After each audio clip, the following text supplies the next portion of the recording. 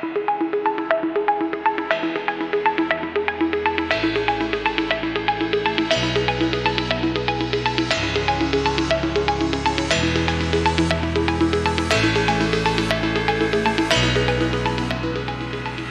is strategic workforce planning so important?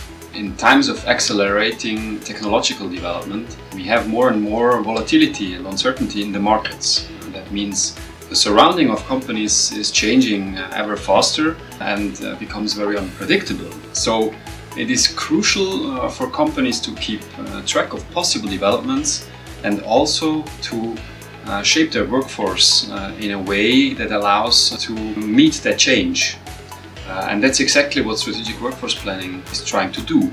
It's basically bringing together the demand side, so what kind of people will I need in the future, with the supply side, so what kind of people do I have today and how can they develop over time into the right profiles and job clusters.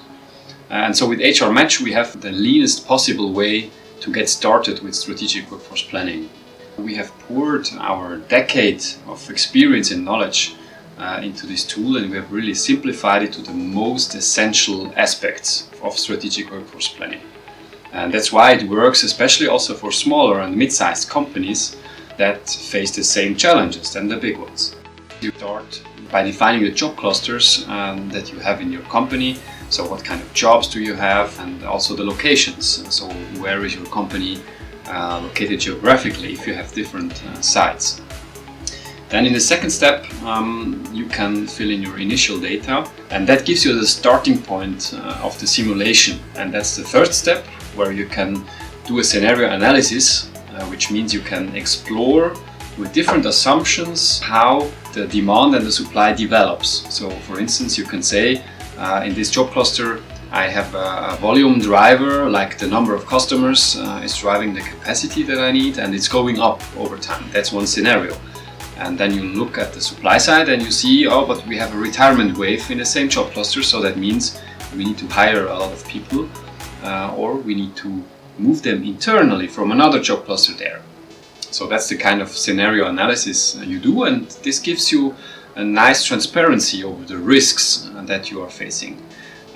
So you will see capacity risks, so you have too many or too few people over time.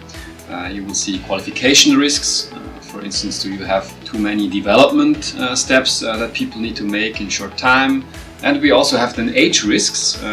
For instance, if you have this outflowing wave of retirements, or if you have a job cluster where you have a very high age profile and it's actually a job that is very physically demanding, that could also be a problem.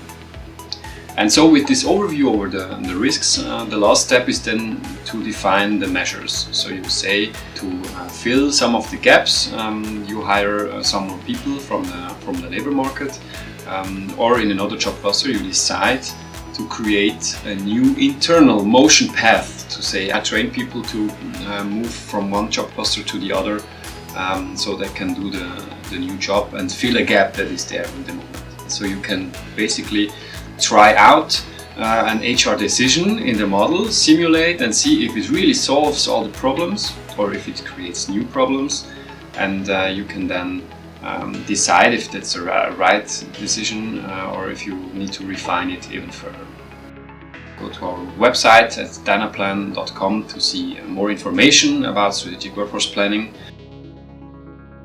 And you can contact us over a form on the same page also to get your free trial, so you can get started right away with HR Match.